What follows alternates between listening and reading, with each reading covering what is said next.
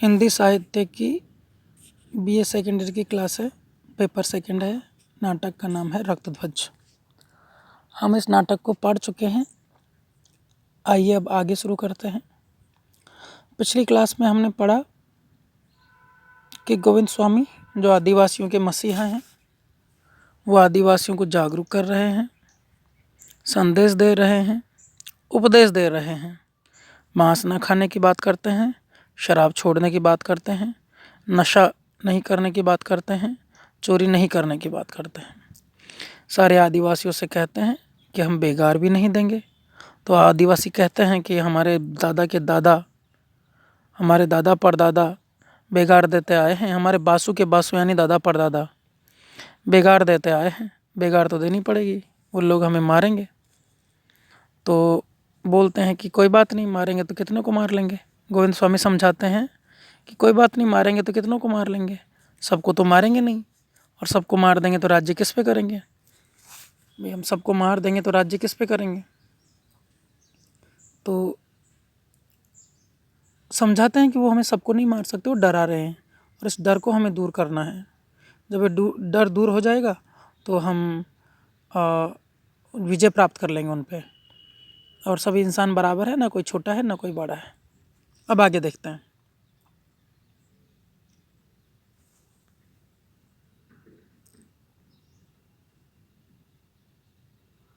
यहाँ से देखो, स्वामी जी आपकी बात सर माथे पर, तलवार का जवाब तलवार से देकर अब तक क्या पाया है। तो आदिवासी बोलते हैं कि हम लड़ाई नहीं करेंगे, हथियार नहीं उठाएंगे तो हम कैसे जीतेंगे।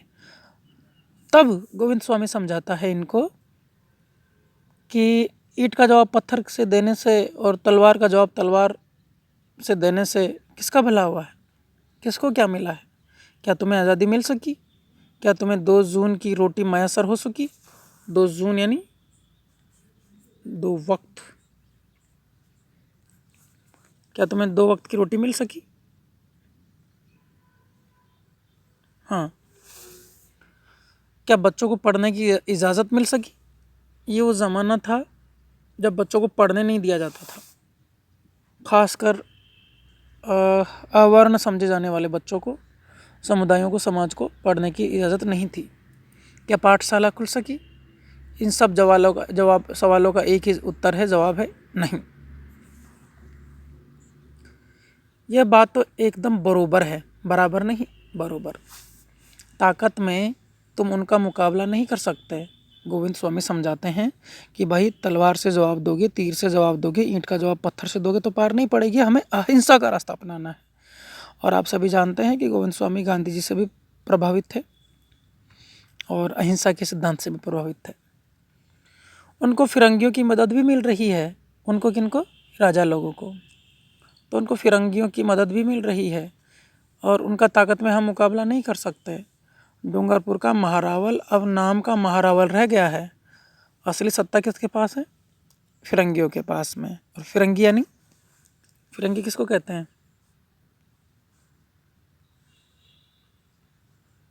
फिरंगी यानी अंग्रेज।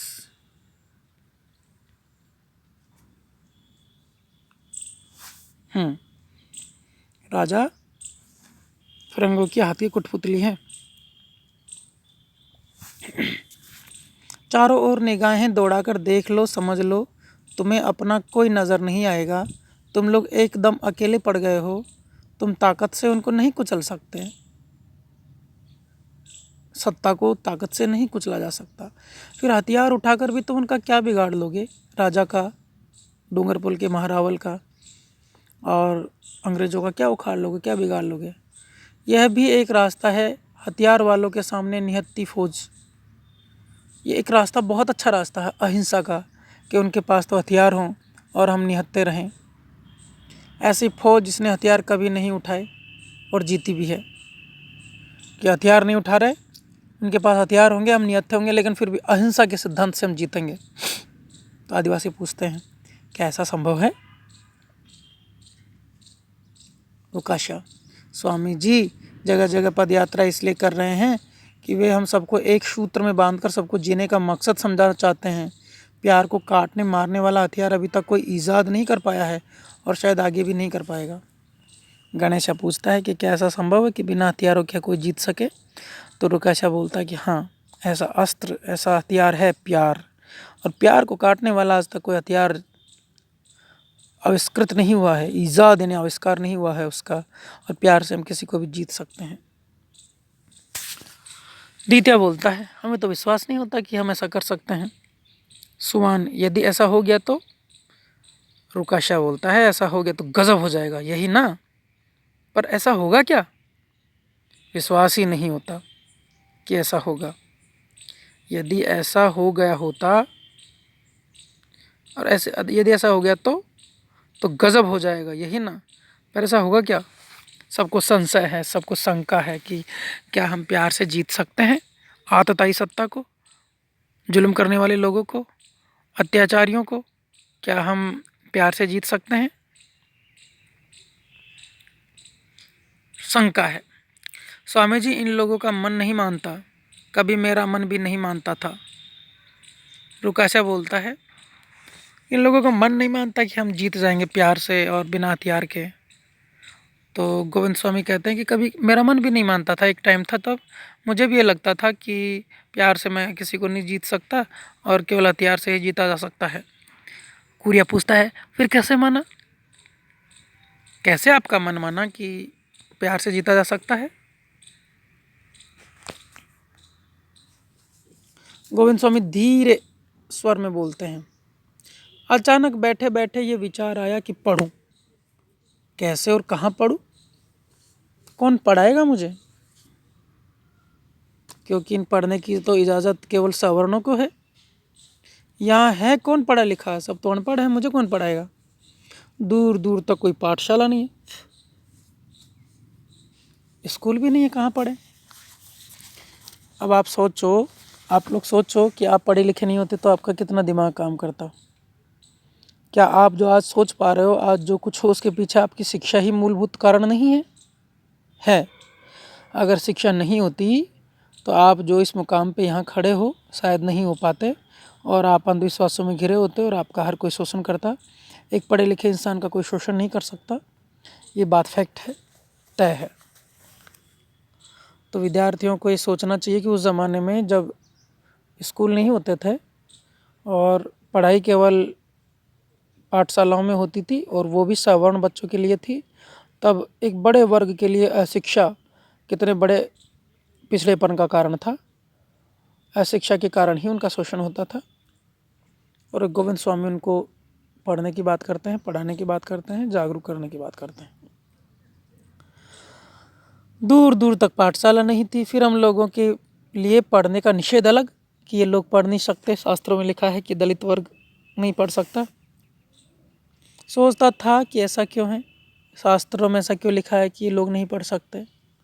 कुछ समझ सूझ नहीं पड़ता, समझ में नहीं आता था, कुछ सूझ नहीं पड़ता था। कुछ आंखें अरावली को ताकती रह जाती थी, पर हमारे मन मस्तिष्क में जरा सी बिजली नहीं कौंधती। आंखें इस अरावली पहाड़ को देखती रह जाती थी कि क्या है, क्यों नहीं पढ़ने दिया जाता, हम क्या करें। लेकिन हमारे मस्तिष्क में, हमारे दिमाग में थोड़ा सा भी विचार नहीं आता था, विचारों की बिजलियाँ नहीं चमकती थी। सिर्फ बयाबान जंगल की साएं साएं हरदम गूंजती रहती थी, जैसे कोई सूना जंगल हो और उसमें साएं साएं की आवाज़ आए और कोई नहीं हो। तो ऐसा सूनापन मन में भर गया था। किससे कहता अपना दर्द? कौन बनता अपना वैद्य? किसको अपना दर्द सुनाता? कोई पास था नहीं, पढ़ाने लिखाने वाला था नहीं, किसको अपना दर्द सुनाता, किसको अपना गुरु बनाता? मन महसूस कर रह जाता था। तब सोचते हुए, तब क्या हुआ स्वामी जी? तब क्या हुआ स्वामी जी? धीरे धीरे टहलते हुए वह रात, तेज बरसात, हाथ गलाने वाली बर्छी जैसी हवा। बरछा एक तेज नुकीला हथियार होता है, भाले के आगे लगा देते हैं उसको, भालानुमा होता है। तो तेज बर्छी जैसी हवा। मैं बरखा से बचने के लिए स्थान खोज रहा था कि मेरी निगाह मंदिर पर पड़ी। मैं वहाँ पहुँच गया, तरबतर हो चुका था। मेरा शरीर कांप रहा था। जैसे तैसे अपने को संभालते हुए आगे बढ़ा। पुजारी अपने में लीन कुछ पाँच रहा था, पढ़ रहा था। देखो, ये सारे आदिवासी पूछते हैं कि आपको ज्ञान की प्राप्ति कैसे हुई, आप जो कह रहे हो कि मेरे हृदय में हरदम एक सोनापन रहता था, एक दर्द कसकता रहता था और फिर एक दिन ऐसा हुआ कि मुझ में ज्ञान की प्राप्ति हो गई, तो वो कैसे मिला आपको, आप हमें बताओ। तो गोविंद स्वामी अपनी बातें,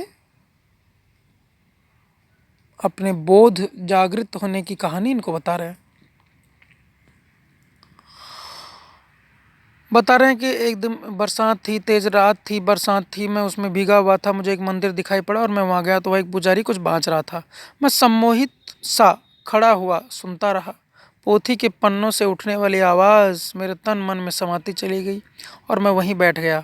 गीला और भीगा मैं वहीं बैठ गया। मेरी कंपकपी जाती रही, मेरे सामने आखिर शब्द तैरने लगे और फिर तो ये सुनता है पुजारी जो पढ़ रहा है उसको, और सारे शब्द इसकी आंखों के आगे तैरने लग जाते हैं। वहीं बैठ जाता है, कंपकपी आ रही है, भीगा हुआ है। और फिर देखो फिर क्या होता है। दीत्या पूछता है और गोविंद स्वामी बोलते हैं, पता नहीं कैसे पुजारी का ध्यान उधर से टूटा। उसकी निगाहें मेरे ऊपर पड़ी। वह कुछ नहीं बोल पाए। मैं अपने आप वह सब दोहराने लगा जो पुजारी बाँच रहा था। वह था गाते हुए जो पुजारी बाँच रहा था, पढ़ रहा था किताब में, वो मैं अपने आप दोहराने लगा। यानी एक बार में ही इसको याद हो गया, एक बार में ही इसको याद हो गया और वो सब दोहराने लगा। क्या दोहराता है देखो। राम लखन दोनों भैया मिलके जानकी खोजन चले जाए हो लाल। बेंद्रा भालू के दल बल साजे, भुई बेंद्रा न समाये हो लाल। कट कट रहाए मोर बेंद्रा भालू, सागर के तीर में जाए हो लाल। काकर सत में मोर सागर नहा के, तरते तरत बधाए हो लाल। गुनगुनाता है वो। राम की कहानी है, पुजारी गा रहा है, गोविंद स्वामी सुन रहे हैं। जब पुजारी का गाना रुक जाता है तो गोविंद स्वामी की तरफ देखता है। गोविंद स्वामी जो वो पुजारी बोल रहा था उसको ऐसे कैसे सुना देते हैं कि राम और लक्ष्मण दोनों भैया मिलके सीता को खोज रहे हैं। सीता की खोज में सेना बना ली है। बंदर और भालू के दल यानी सेनाएं, दल बल यानी सारी सेना सजा ली है। भूई यानी भूमि, बेंद्रा यानी बंदर से न समाये हो लाल, से इतनी ज़्यादा बंदर भालू हो गए हैं कि भूमि पर नहीं समा रहे हैं। सागर के तीर में जाए हो लाल, कटकटाए रहे मोर बेंद्रा भालू। कटकटा रहे हैं बंदर और भालू और सागर यानी समुद्र के तीर पर इकट्ठे हो गए हैं। काकर सत में मोर सागर नहा के, तरते तरत बंधाए हो लाल। काकर यानी कंकड़,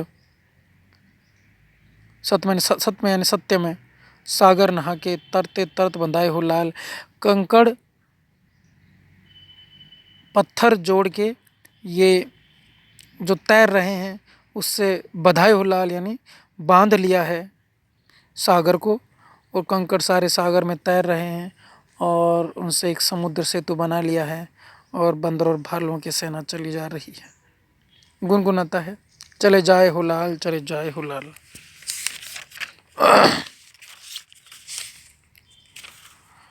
इसकी अगली क्लास में कंप्लीट करेंगे इस चैप्टर को। आज की क्लास यहीं तक, धन्यवाद।